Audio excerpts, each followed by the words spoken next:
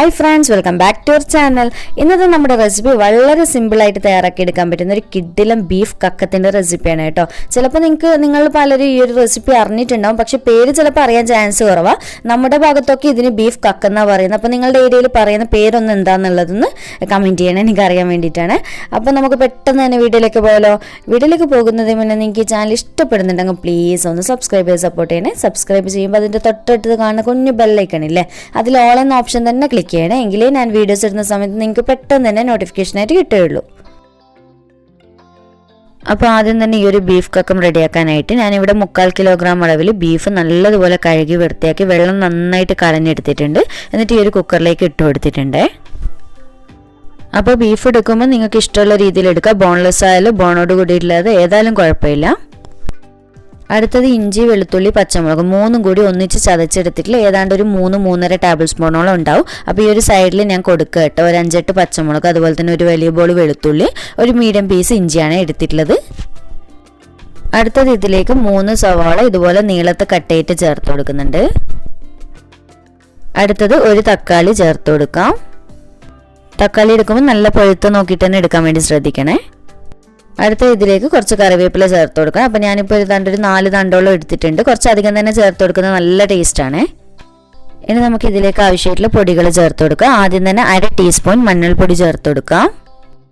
അടുത്തത് 2 table spoon മുളക് പൊടി ചേർത്ത് കൊടുക്കുക. അപ്പോൾ മുളക് പൊടി ചേർത്ത് കൊടുക്കുമ്പോൾ ശ്രദ്ധിക്കുക, ഒരുപാട് വേണ്ട. നിങ്ങൾ പച്ചമുളക് കൂടുതൽ എടുക്കുന്നുണ്ടെങ്കിൽ അതിനനുസരിച്ച് കുറച്ചിട്ട് ചേർത്ത് കൊടുക്കുക കേട്ടോ. എരിവ് നിങ്ങളുടെ ഇഷ്ടത്തിനനുസരിച്ച് നോക്കിയിട്ട് ചേർത്ത് കൊടുക്കണേ.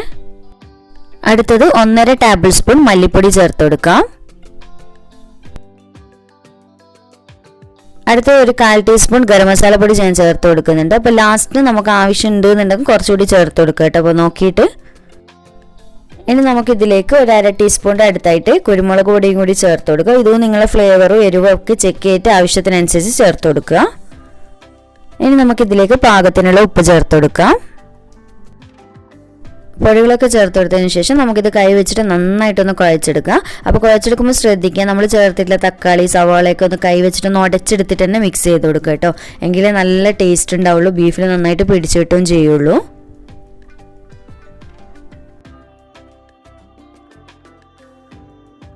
ഇപ്പോൾ ഇതാ ബീഫ് ഞാൻ നന്നായിട്ട് മസാലയൊക്കെ റെഡിയാക്കി വെച്ച് കൊടുത്തിട്ടുണ്ട്.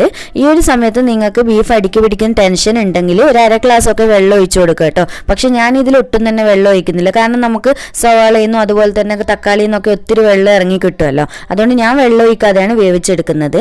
ഇനി നമുക്കിതൊന്ന് അടച്ച് വെച്ച് കൊടുത്തിട്ട് നിങ്ങൾക്ക് സമയം ഉണ്ട് എന്നുണ്ടെങ്കിൽ ഒരു 1/4 മണിക്കൂർ ഒന്ന് റെസ്റ്റ് ചെയ്യാൻ വെച്ചാൽ നല്ലതായിരിക്കും കേട്ടോ. ബീഫിൽ നന്നായിട്ട് മസാല പിടിച്ച് കിട്ടും.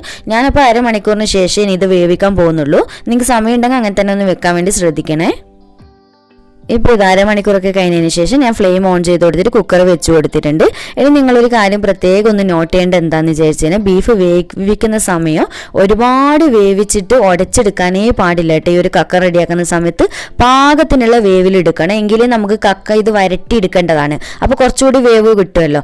അപ്പോൾ ഉടഞ്ഞു പോകാതിരിക്കാനാണ് ഇത് നോട്ട് ചെയ്യണമെന്ന് തന്നെ ഞാൻ പറയുന്നത്. എനിക്കിവിടെ കുക്കറിൽ 4 വിസിൽ മതി കേട്ടോ. അതിന് എനിക്ക് പാകത്തിന് വെന്ത് കിട്ടാറുണ്ട്. അപ്പോൾ ഇതാ നമ്മുടെ കുക്കർ 4 വിസിലൊക്കെ അടിച്ചതിന് ശേഷം ഞാൻ നേരത്തെ ഫ്ലെയിം ഓഫ് ചെയ്ത് വെച്ച് കൊടുത്തിട്ടുണ്ടായിരുന്നു. ഇപ്പം പ്രഷറൊക്കെ പോയതിന് ശേഷം നമുക്ക് അടപ്പ് തുറന്നിട്ട് ചെക്ക് ചെയ്യാം. ഇപ്പോൾ ഇതാ നമ്മുടെ ബീഫൊക്കെ അത്യാവശ്യം നന്നായിട്ട് വെന്ത് വന്നിട്ടുണ്ട് കേട്ടോ. നിങ്ങൾക്ക് കാണുമ്പോൾ തന്നെ മനസ്സിലാവുന്നുണ്ടാവും. അപ്പോൾ തന്നെ നിങ്ങൾ കണ്ടില്ലേ, ഞാൻ ഒട്ടും തന്നെ വെള്ളം ഒഴിച്ചിട്ടില്ലല്ലോ, പക്ഷെ എത്ര വെള്ളം വന്നിട്ടുണ്ടല്ലേ. ഇനി നമുക്ക് ഇത് വേറൊരു പാത്രത്തിലാണ് കക്കം റെഡിയാക്കി എടുക്കേണ്ടത്. വേറൊരു പാനിലോ അല്ലെങ്കിൽ ചീനച്ചട്ടിയിലോ നിങ്ങൾക്ക് എന്താണോ സൗകര്യം അതിനനുസരിച്ചിട്ട് നോക്കിയിട്ട് ചെയ്യാം. അപ്പോൾ ഞാനിവിടെ കക്ക റെഡിയാക്കാനായിട്ട് ഒരു പാൻ വെച്ച് കൊടുത്തിട്ടുണ്ട്. ഇനി നമുക്ക് ഇതിലേക്ക് പാൻ ചൂടായി വരുന്ന സമയത്ത് ഒരു 3 ടേബിൾ സ്പൂണോളം ഗീ ചേർത്ത് കൊടുക്കുക. ഈ ഒരു കക്ക റെഡിയാക്കുന്നത് ഗീയിലാണ് കേട്ടോ.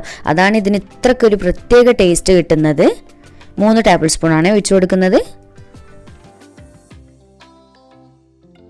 അടുത്തത് ഗീ ഒഴിച്ചു കൊടുത്തതിന് ശേഷം നമ്മൾ വേവിച്ച് വെച്ചിട്ടുള്ള ബീഫ് വെള്ളത്തോട് കൂടി തന്നെ ഒഴിച്ചു കൊടുക്കുക. ഒട്ടും വെള്ളം വേസ്റ്റ് ആക്കരുത്, കാരണം എങ്കിലേ നല്ല പെർഫെക്റ്റ് ടേസ്റ്റ് കിട്ടുള്ളൂ. ഞാൻ മുഴുവനായിട്ട് ഒഴിച്ചു കൊടുത്തിട്ടുണ്ട്. ഇനി നമുക്ക് കാര്യമായിട്ട് പരിപാടി എന്താണെന്ന് വെച്ച് കഴിഞ്ഞാൽ ഈ വെള്ളം ഒന്ന് വറ്റിച്ചെടുക്കണം കേട്ടോ. അപ്പോൾ ഈ ഒരു കക്ക റെഡിയാക്കി എടുക്കേണ്ടത് ഫുള്ള് ഹൈ ഫ്ലെയിമിൽ വെച്ചിട്ടാണ് കേട്ടോ. ഫ്ലെയിം ഒട്ടും കുറക്കാൻ പാടില്ല.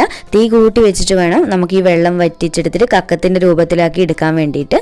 അപ്പോൾ നന്നായിട്ട് ഇടയ്ക്കിടെ ഒന്ന് ഇളക്കി കൊടുക്കുക, അടിക്ക് പിടിക്കാതെ ശ്രദ്ധിക്കണം. ഇപ്പോൾ ഇതാ നമ്മുടെ കക്കത്തിൻ്റെ വെള്ളമൊക്കെ ഏതാണ്ട് വറ്റി വന്നിട്ടുണ്ട്. പക്ഷേ ഇത് കക്ക റെഡി ആയിട്ടില്ല കേട്ടോ. ഇനി നമ്മൾ എന്താ ചെയ്യേണ്ടതെന്ന് വെച്ചാൽ ഫ്ലെയിം കൂട്ടി വെച്ചിട്ടുണ്ട്. നേരത്തെ ചെയ്ത പോലെ തന്നെ ഇനിയും കുറച്ചുകൂടി ഒന്ന് വറ്റിച്ചെടുക്കണം. ആ ഒരു സമയത്ത് വറ്റി വരുന്ന സമയത്ത് നിങ്ങൾക്ക് മനസ്സിലാവും ഇതിൻ്റെ കളറൊക്കെ നന്നായിട്ട് ചേഞ്ച് ആയി തുടങ്ങും. നല്ലതുപോലെ ഒരു നല്ല ഡാർക്ക് ബ്രൗൺ ഒക്കെ ആയി വരുന്ന സമയത്താണ് കേട്ടോ നമ്മുടെ കക്കം റെഡിയായി എന്ന് പറയുക. അപ്പോൾ ഫ്ലെയിമിൻ്റെ കാര്യം പ്രത്യേകം ശ്രദ്ധിക്കുക, കൂട്ടി വെച്ചിട്ട് തന്നെ ചെയ്യണേ. അപ്പോൾ ഇത് നമ്മുടെ ബീഫ് കക്ക റെഡി ആയിട്ടുണ്ട് കേട്ടോ. നിങ്ങൾക്ക് ഇതിൻ്റെ കളറ് ശരിക്കും മനസ്സിലാവുന്നുണ്ടോ എന്നറിയില്ല, വീഡിയോ ആയതുകൊണ്ട്. നല്ലൊരു ഡാർക്ക് ബ്രൗൺ കളറാണ് കേട്ടോ ഉണ്ടാവുക. അതുപോലെ തന്നെ പാത്രത്തിൽ നിന്നൊക്കെ കണ്ടില്ലേ വിട്ട് കിട്ടുന്ന നല്ല വെള്ളമൊക്കെ വറ്റിയിട്ട് ഈ ഒരു രീതിയിലാണ് കക്ക ഇരിക്കേണ്ടത്. ഇതിലും കുറച്ചുകൂടി നിങ്ങൾക്ക് ഡ്രൈ ആക്കി എടുക്കണം എന്തെങ്കിലും അങ്ങനെയും ചെയ്യട്ടെ, അത് നിങ്ങളുടെ ഇഷ്ടമാണ്. ഇനി നമുക്ക് ഈ ഒരു സമയമാകുമ്പോൾ ഇതിലേക്ക് കുറച്ച് മല്ലിയിൽ ഇതുപോലെ ചെറുതായിട്ട് കട്ട് ചെയ്തിട്ട് ചേർത്ത് കൊടുക്കണം. മല്ലിയിൽ ഏതാണ്ട് ഒരു ലാസ്റ്റ് സ്റ്റേജിൽ അങ്ങനെ ചേർത്ത് കൊടുത്താൽ മതി കേട്ടോ, ഫ്ലെയിം ഓഫ് ചെയ്യാനാവുമ്പോൾ. എങ്കിലും നമുക്കിത് കഴിക്കുന്ന സമയത്ത് നല്ല ടേസ്റ്റ് ഉണ്ടാവുള്ളൂ. അപ്പോൾ എന്നിട്ട് വീണ്ടും നന്നായിട്ട് ഇതൊന്ന് മിക്സ് ചെയ്ത് കൊടുക്കുക.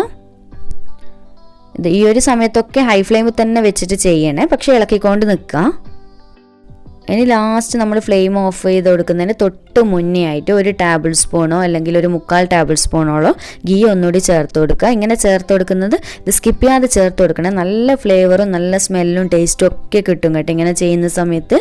എന്നിട്ട് നന്നായിട്ടൊന്ന് മിക്സ് ചെയ്ത് കൊടുക്കാം. അപ്പോൾ ഇതാ നമ്മുടെ ബീഫ് കക്ക റെഡി ആയിട്ടുണ്ട്. ഇനി നമുക്ക് ഫ്ലെയിം ഓഫ് ചെയ്ത് കൊടുക്കാം.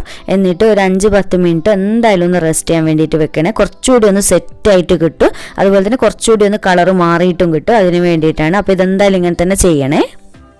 ഇപ്പോൾ ഇത് ഏതാണ്ട് ഒരു 10 മിനിറ്റൊക്കെ കഴിഞ്ഞിട്ടുണ്ട്. ഇനി നമുക്ക് വേറൊരു പ്ലേറ്റിലേക്ക് സെർവ് ചെയ്ത് കൊടുക്കാം. കണ്ടില്ലേ നല്ല റെഡി ആയിട്ട് പാകത്തിനായി വന്നിട്ടുണ്ട്. നിങ്ങൾക്ക് ഇളക്കും കൊടുക്കും മനസ്സിലാവുന്നുണ്ടാവും. നേരത്തെ പോലെ അല്ലല്ലോ ഉള്ളത്, കുറച്ചുകൂടി ഒന്ന് ഡ്രൈ ആയി നല്ലൊരു കക്കായി വന്നിട്ടുണ്ട്. അതുപോലെ കളറും നല്ലൊരു മാറ്റം വന്നില്ലേ. ഇനി നമുക്കിതൊരു പ്ലേറ്റിലേക്ക് സെർവ് ചെയ്ത് കൊടുക്കാം. അപ്പോൾ ഇത് നമ്മുടെ ബീഫ് കക്കം ഞാൻ സെർവ് ചെയ്ത് കൊടുക്കുന്നുണ്ട്. കണ്ടില്ല നല്ല പെർഫെക്റ്റ് ആയിട്ട് റെഡി ആയിട്ട് വന്നിട്ടുണ്ട്. അതുപോലെ തന്നെ ഈ ഒരു ബീഫ് കക്കത്തിൻ്റെ കൂടെ നിങ്ങൾക്ക് എന്ത് ഫുഡ് വേണ്ടിക്കും കോമ്പിനേഷനായിട്ട് റെഡിയാക്കാം കേട്ടോ. ഗീ റൈസ് ആയാലും ചപ്പാത്തി ആയാലും പൊറോട്ട ആയാലും അതുപോലെ തന്നെ നമ്മുടെ നെയ്പത്തിരി മുട്ടസിർക്കയൊക്കെ ഇല്ലേ, അതൊക്കെ ഭയങ്കര ടേസ്റ്റാണ് കേട്ടോ ഇതിൻ്റെ കൂടെ കഴിക്കാനായിട്ട്. അപ്പോൾ എന്തായാലും എല്ലാവർക്കും ഒരുപോലെ തയ്യാറാക്കാൻ പറ്റുന്ന സിമ്പിൾ റെസിപ്പി അല്ലേ. ബീഫ് ഉണ്ട് എന്നുണ്ടെങ്കിൽ ബാക്കിയൊക്കെ വീട്ടിലുള്ള ഇൻഗ്രീഡിയൻസ് അല്ലേ. അപ്പോൾ ഞാൻ ഇന്നിത് റെഡിയാക്കിയിട്ടുള്ളത് ഗീ റൈസിൻ്റെ കൂടെയാണ് കേട്ടോ. അപ്പോൾ നിങ്ങൾ കരുതും ഗീ റൈസിന് കറിയില്ലാതെ എങ്ങനെ കഴിക്കാമെന്ന്, ഒട്ടും കറിൻ്റെ ആവശ്യമില്ല കേട്ടോ. ഈ ഒരു കക്കം മാത്രം മതി. അപ്പോൾ നമ്മൾ എന്തിനാ ഈ കക്കെന്ന് പറയുന്നത് എന്തിനാണെന്നറിയോ, ഈ ഒരു ബീഫിൻ്റെ കൂടെ വരുന്ന ആ ഗ്രേവി ടൈപ്പ് മസാല ഇല്ലേ, ഈ ഒരു ഞാൻ കയ്യിലെടുത്ത് കാണിക്കുന്ന ഈ ഒരു മസാലക്കാണ് ശരിക്കും കക്കെന്ന് പറയുന്നത്. നല്ല ടേസ്റ്റാണ് കേട്ടോ ഇത് കഴിക്കാനായിട്ട്. അപ്പോൾ എന്തായാലും ഒന്ന് ട്രൈ ചെയ്തിട്ട് എനിക്ക് ഫീഡ്ബാക്ക് അറിയിക്കണേ. വെറുതെ പറയില്ല, ഒരിക്കലും ഫ്ലോപ്പ് ആയില്ല കേട്ടോ. അപ്പോൾ വീഡിയോ ഇഷ്ടമായിട്ടുണ്ട് എന്നുണ്ടെങ്കിൽ ലൈക്ക് ചെയ്യാനുള്ള കാര്യം മറക്കരുത്. അതുപോലെ തന്നെ മാക്സിമം ഒന്ന് ഷെയർ ചെയ്ത് കൊടുക്കണേ. അതുപോലെ തന്നെ നിങ്ങളുടെ എല്ലാ ഫീഡ്ബാക്സും കമൻറ്റിലൂടെ അറിയിക്കുക. അപ്പോൾ വീണ്ടും ഒരു അടിപൊളി വീഡിയോ ആയിട്ട് കാണാം. താങ്ക്